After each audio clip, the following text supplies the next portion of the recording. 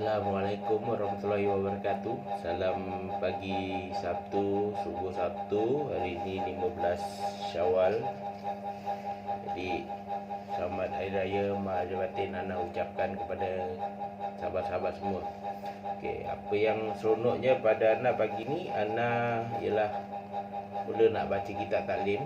Sebenarnya Ana dah lama berada dengan kitab taklim ni lebih 15 tahun, dekat 20 tahun pun ada. Cuma ni kitab taklim yang baru, so dia dengan Ana pun dah lebih kurang 3-4 tahun. Jadi dia ada menambah fadilat dalam tu, iaitu tentang kisah kemunduran umat Islam dan penyelesaiannya. Jadi kita ni tak mampu nak jaga agama, tak mampu nak jaga iman, tak mampu nak jaga amal, tetapi kita kena belajar untuk jaga iman dan amal, baru Allah bagi kita faham tentang hakikat insan, hakikat kita hidup ni, maksud hidup pun baru kita faham. Jadi apa yang aku nak bawakan kepada sahabat-sahabat semua ialah Ana nak share bermula daripada bab pertama, iaitu tentang tabah terhadap kesusahan untuk agama. Apa yang Ana nak share ni ialah lebih daripada sebenarnya mendidik diri Ana, dan juga untuk sesiapa yang nak melihat, Ana kira kongsilah ke anda. Ana tak mampu nak nasihatkan anda semua sebab Ana tak layak nasihatkan anda semua. Jadi apa yang Ana boleh kongsikan ialah apa yang terkandung dalam kitab Fadilat Amal ni untuk Ana kongsikan kepada orang semua. Kita mulakan dengan bab yang pertama, tabah terhadap menghadapi kesusahan untuk agama. Tidak mungkin bagi orang yang lemah seumpama kita untuk menanggung kesusahan dan kepayahan dalam menyebarkan agama sebagaimana yang telah ditanggung oleh Rasulullah SAW dan para sahabat radhiyallahu anha. Malah berniat untuknya pun adalah susah. Berniat pun adalah susah. Kita ajaran penuh dengan kisah-kisah demikian, tetapi untuk beramal dengannya telah menjadi perkara yang asing bagi kita. Malah kita tidak ingin pun bersusah payah untuk mengambil tahu tentang kisah-kisah tersebut. Dalam bab ni dinukilkan beberapa kisah sebagai contoh. Ana memulakan dengan kisah Nabi SAW kerana menyebut baginda SAW ialah asbab berkaitan bagaimana tabahnya kita terhadap kesusahan untuk beragama. Jadi ramai di antara kita, sahabat-sahabat kita di media sosial, kebanyakannya tak berminat untuk kisah-kisah agama ni, scroll laju-laju. Jadi apa yang Ana nak kongsikan ini sebenarnya, kita hidup ni kena jaga iman, kena jaga amal, baru hidup kita sempurna. Kita cari apa pun dalam dunia ni, mewah macam mana dalam dunia, banyak macam mana dalam dunia ni, tak pernah cukup. Yang cukup, mencukupkan kita ialah apa kita jaga iman dan amal. Yang mencukupkan kita Allah Subhanahu Wa Taala. Jadi dalam bab ni Ana nak kisahkan ialah tabahlah kita terhadap kesusahan untuk agama. Kita bersangka baik untuk kita beragama, kita bersangka baik untuk menyebar agama. Jadi perjalanan Nabi ke Taif ni adalah satu kisah perjalanan yang mana akan anak ungkapkan untuk tatapan teman-teman. Setelah mendapat tugas kenabian, Nabi SAW menjalankan usaha dakwah di Mekah selama 9 tahun dan terus berusaha demi petunjuk dan islah kaum baginda. Di kalangan orang yang menolong baginda terdapat hanya segolongan kecil daripada mereka yang telah menerima Islam, serta segintil orang yang masih belum memeluk Islam. Kebanyakannya orang kafir Mekah berusaha sedaya upaya untuk menyusah dan mempersendakan baginda SAW serta para sahabat radhiyallahu anha dengan berbagai-bagai cara tanpa melepaskan sembarang peluang yang ada. Dekat sini kesudahan baginda untuk beragama ialah apabila baginda diberi tugas kenabian baginda telah menjalankan usaha dakwah di Mekah selama 9 tahun bersama sahabat-sahabat baginda yang lain, berusaha demi petunjuk dan islah kaum baginda sendiri. Baginda Rasulullah SAW di kalangan orang yang menolong baginda SAW terdapat hanya segolongan kecil daripada mereka yang telah menerima Islam serta segelintir orang yang masih belum memeluk Islam. Dalam musuh baginda tu, baginda diserang oleh orang bukan Islam di Mekah yang cuba untuk menyusahkan baginda dalam konsep beragama. Bapa saudara baginda Abu Talib juga ialah di antara mereka yang baik hatinya. Walaupun begitu, tidak semua orang-orang kafir di Mekah itu jahat. Ada juga orang kafir yang baik hatinya. Contohnya bapa saudara baginda Abu Talib ialah antara mereka yang baik hatinya. Walaupun tidak memeluk Islam, Abu Talib tidak memeluk Islam, dia tetap membantu baginda di dalam sallallahu alaihi wasallam dalam semua segi. Selepas 10 tahun baginda sallallahu alaihi wasallam menjadi nabi. Apabila Abu Talib meninggal dunia, orang kafir pun mendapat lebih banyak peluang untuk menghalang penyebaran Islam dan menyiksa orang Islam dengan berbagai cara secara terbuka. Secara terbuka. Setelah bapa saudara baginda sallallahu alaihi wasallam iaitu Abu Talib meninggal dunia, maka orang-orang kafir di Mekah semakin berani untuk mengganggu-gugat dalam perjuangan menyebarkan agama Islam baginda sallallahu alaihi wasallam kepada rakyat Mekah. Orang-orang kafir ini menyiksa orang-orang Islam secara terbuka. Nabi sallallahu alaihi wasallam telah pergi ke Taif dengan anggapan bahawa di sana adalah kabilah Tahqif yang ramai bilangannya. Sekiranya kabilah tersebut memeluk Islam, maka kaum muslimin di Mekah akan mendapat keselamatan daripada segala kesusahan tersebut dan Taif akan menjadi pusat penyebaran Islam.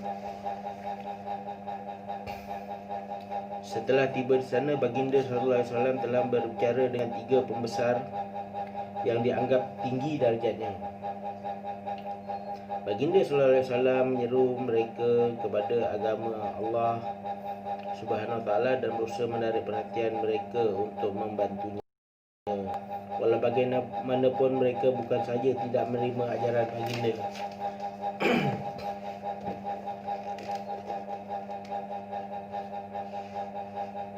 sebaliknya telah menjawab secara kasar dan tidak berakhlak sekali. Sekurang-kurangnya mereka patut melayani tetamu yang baru datang dengan baik sesuai dengan sifat suka melayan tetamu yang memang termasyhur di kalangan bangsa Arab. Sebaliknya mereka telah menjawab secara kasar. Mereka juga tidak rela Nabi SAW tinggal di sana.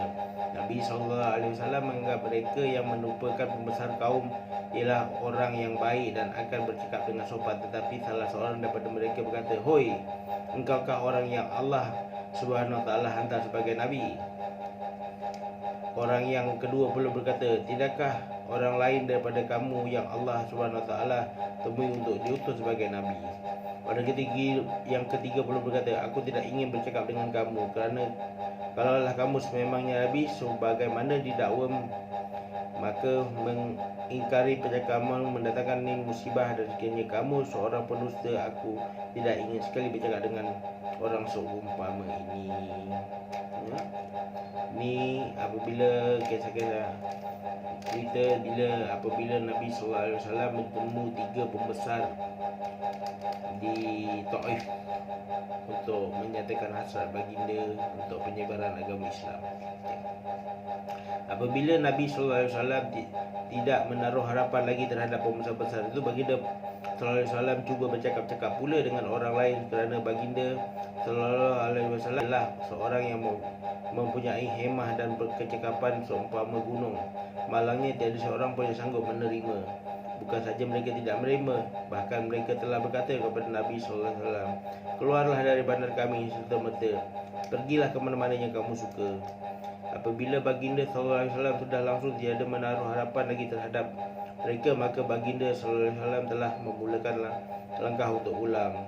Mereka menghantar budak-budak untuk mengajar, mengejek, bersenda dan melontar baginda dengan batu, sehinggalah kedua-dua kasut baginda dilumuri dengan darah yang mengalir. Dan dalam keadaan itulah Nabi SAW pulang. Apabila baginda SAW sudah tamat daripada pengajar-pengajar tersebut, baginda pun berdoa, di mana dalam doa baginda dirawikan dalam doa baginda yang bermaksud,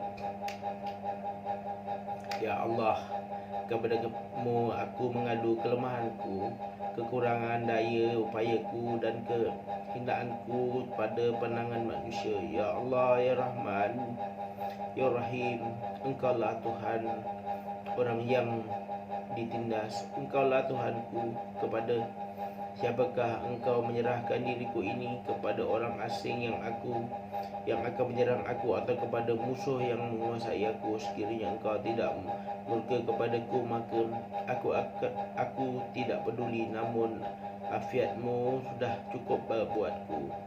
Aku berlindung dengan nur wajah-Mu yang memerangi segala kegelapan, dan teratur di atas nur itu urusan dunia dan akhirat. Daripada Engkau menurunkan kemarahan-Mu kepadaku, atau Engkau murka kepadaku, kepada-Mu lah aku tetap merayu sehingga Engkau reda. Tiada sebarang daya untuk melakukan kebaikan, dan tiada sebarang untuk meninggalkan kejahatan, kecuali dengan petunjuk-Mu, Ya Allah. Jadi ana bacakan lagi sekali, maksudnya ya, meruntun hati. Doa Nabi waktu pulang daripada Taif setelah dilempar dengan batu sehingga kasut-kasutnya berdarah. Doanya begini, sedih sahabat-sahabat. Ya Allah, kepadamu aku mengadu kelemahanku, kekurangan daya upayaku dan kehinaanku pada pandangan manusia. Ya Allah, Ya Rahman, Ya Rahim, Engkaulah Tuhan orang yang ditindas. Engkaulah Tuhanku, kepada siapakah Engkau menyerahkan diriku ini? Kepada orang asing yang akan menyerang aku, atau kepada musuh yang menguasai aku? Sekiranya Engkau tidak murka kepadaku, maka aku tidak peduli, namun afiat-Mu sudah cukup buatku. Aku berlindung dengan nur wajah-Mu yang menerangi segala kegelapan, dan teratur di atas nur itu urusan dunia dan akhirat. Daripada Engkau menurunkan kemarahan-Mu kepadaku, atau Engkau murka kepadaku, kepada-Mu jualah aku tetap merayu sehingga Engkau reda. Tiada sembarang daya untuk melakukan kebaikan, dan supaya untuk meninggalkan kejahatan, kecuali dengan petunjuk-Mu. Ya sahabat-sahabat, kita jangan berhenti berdoa, jangan pernah putus asa berdoa, kan? Jangan Nabi sendiri berdoa kepada Allah SWT yang maksum tu, Nabi yang maksum tu berdoa kepada Allah SWT dan tak pernah putus. Maknanya kita, kalau kita berdoa rasanya rezeki kita, apa pun yang kita doa kita belum sampai, jangan putus asa berdoa, teruskan berdoa, kan? Sebab anak-anak share sikit, seorang sahabat Nabi, sahabat baginda SAW, hidupnya setiap malam berdoa sehingga satu hari sahabat baginda SAW ini jumpa baginda Rasulullah SAW. Wahai Rasulullah, tanyakan kepada Allah kapan dia nak akan kabulkan doaku. Maka selang beberapa hari Rasulullah SAW berjumpa dengan sahabat tersebut. Wahai sahabat, Allah berkirim salam kepadamu. Kita hidup ni, ketua kampung pun payah nak kirim salam dengan kita, ya? Pembesar tu jauhlah sekali, menteri-menteri, raja jauhlah sekali nak bagi salam dengan rakyat. Tetapi ni Allah berkirim salam dengan hamba-Nya melalui Rasulullah. Dengan firman Allah itu, maksudnya yang bermaksud bukan dia tidak mau kabulkan permintaanmu wahai sahabat, kerana dia lebih tahu isi hati kamu, dan teruslah kamu berdoa. Sesungguhnya Allah suka tengok kamu berdoa. Nampak? Walaupun kita ni rasanya tak dikabulkan segala permintaan kita, sebenarnya kita kena faham, mungkin itu di luar kemampuan kita untuk kita laksanakan. Allah Allah lebih mengerti. Tetapi mintalah selalu, berdoalah selalu kepada Allah. Dapat atau tidak, tak apa. Kalau dapat itu satu bonus. Bila tak dapat itu jangan sedih, jangan misal. Terus berdoa. Jaga hati, jaga iman, jaga amal kita. Kan? Dengan doa sedemikian, bersemaraklah sifat Qahhar. Allah Subhanahu Wa Taala raja segala kerajaan. Lalu Jibril alaihissalam datang memberi salam kepada dengan dan berkata, Allah Subhanahu Wa Taala telah mendengar perbualan kaum itu dan dengan Tuhan dan telah mendengar jawapan mereka serta menghantar satu malaikat yang bertanggungjawab ke atas gunung Ganang. Perintahkan saja malaikat itu supaya melakukan apa saja yang Tuhan kehendaki. Selepas itu malaikat tersebut memberi salam dan berkata, saya akan menunaikan segala apa yang diperintahkan oleh Tuhan. Sama ada diperintahkan supaya saya melagakan bukti bukan kedua-dua arah, melagakan bukit bukan di kedua-dua arah supaya mereka semua akan hancur, atau apabila apa-apa saja hukuman yang Tuhan tetapkan. Baginda Rasulullah SAW ialah seorang yang amat pengasih lagi belas kasihan. Baginda SAW telah menjawab, aku tetap menaruh harapan kepada Allah Subhanahu Wa Taala bahawa walaupun mereka itu tidak memeluk Islam, pasti akan lahir orang yang akan menyembah Allah Subhanahu Wa Taala dan beribadat kepadanya di kalangan anak-anak mereka. Itulah kesusahan dalam memperjuangkan agama Islam Nabi sallallahu alaihi wasallam. Jadi kita ni di zaman moden banyak cara untuk kita sebarkan kebaikan beragama, kan? Tetapi kita sebarkanlah untuk diri sendiri dan juga kepada sahabat-sahabat yang nak mendengar. Kita tak boleh paksa orang, ya? Tak boleh paksa orang. Kita tak boleh push siapa-siapa untuk jaga iman dan amal. Tapi kita kongsikan kisah-kisah para nabi, kisah-kisah para sahabat, kisah-kisah tentang fadilat-fadilat yang terkandung dalam kita memproseskan diri untuk menjaga iman dan amal.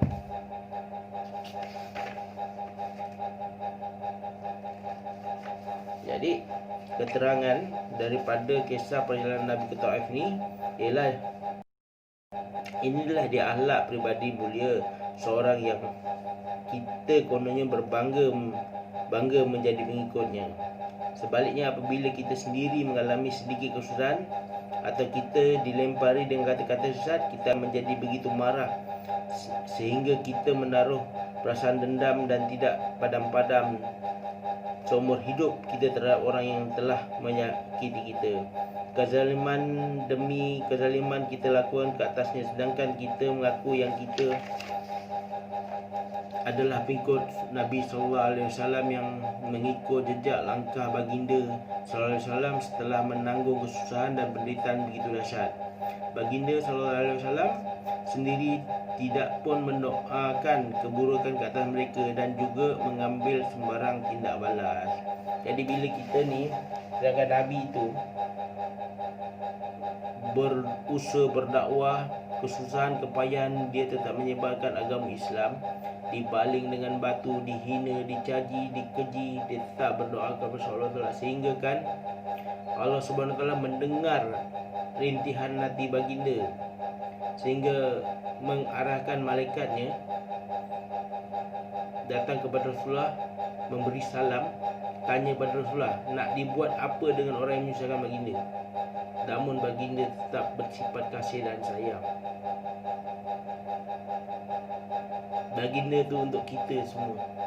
Jadi kita ni sebagai seorang Islam, sebagai pengikut Nabi SAW, ya, belajarlah berlapang dada, belajarlah mengisafi diri. Kita berlapang dada dalam setiap apa jua perbuatan kita, kan? Bila orang buat buruk terhadap kita, buat jahat terhadap kita berlapang dada je, berniat baik je, kan? Biarkan kita doakan yang terbaik pada mereka, biar mereka peroleh hidayah, kan? Jangan doakan depan mereka lah. Kita nampak orang nak pukul kita, nak lempar kita apa semua, kita bangun, kita berdiri, kita doa depan dia, itu memang kena pukul lah. Kita balik rumah, kita doa je, kita ingat yang baik-baik, Jadi sampai pagi ni, pagi 15 Syawal ni, anda setakat ni kongsikan. Kita akan sambung esok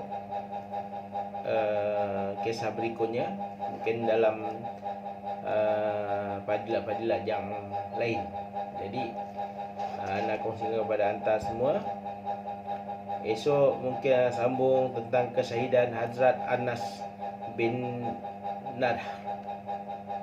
Ini kisah sama-sama perjuangan perjalanan bersama beliau bersama baginda Rasulullah SAW untuk mempertahankan dan menyebarkan agama Islam. Jadi anda minta maaf kalau anda salah, ada kata-kata anda salah, anda minta maaf dunia dan akhirat. Jadi apa yang anda kongsikan ini lebih untuk mendidik diri sendiri. Jadi kepada sahabat-sahabat semua, selamat nonton dan sama-samalah kita musabah diri. Jadilah kita insan yang lebih baik di antara yang terbaik. Dan seperti apakah yang terbaik itu, kita lihat diri kita sebelum ini. Assalamualaikum warahmatullahi wabarakatuh.